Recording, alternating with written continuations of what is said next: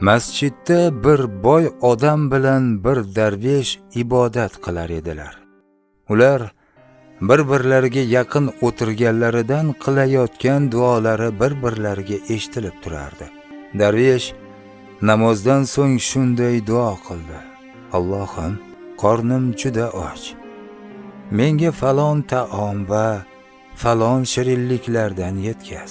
Shunda boy ichida shunday dedi: bu darvesh atayin menga eshitirish uchun ovozini chiqarib duo qilyapti.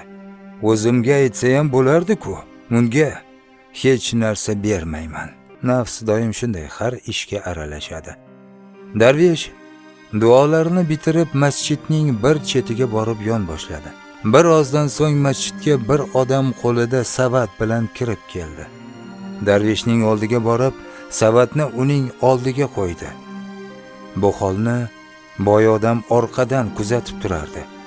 Darvesh savatning ustini ochdi. Savatda darvesh duosida so'ragan taom va shirinliklar turardi. Boy bu holatni hayratlar bilan tomosha qilib turdi. Darvesh taom va shirinliklardan to'yguncha yedi. Qolganini keltirgan odamga qaytarib berdi. Haligi odam savatni ko'tarib masjiddan chiqdi.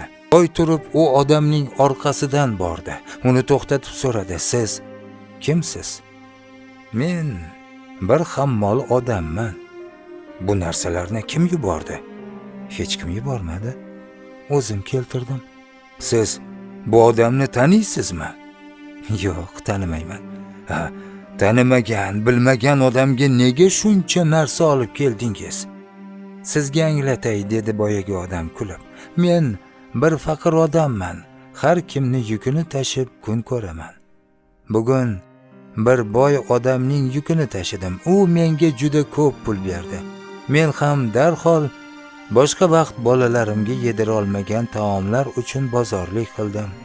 Uyga olib bordim. Ayolim taomni tayyorlar ekan, men uxlab qoldim. Tushimda payg'ambarimiz sollallohu alayhi va sallamni ko'rdim. Bu zot menga shunday dedilar: mana shu masjidda bir vali inson bor. U hozir mana shu taomlarni istamoqda. Sen unga aynan shu taomlarni olib borib yedir. U yeganicha yesin, sen qolganini olib kelib o'zing ye. Shunda senga barakot bo'ladi.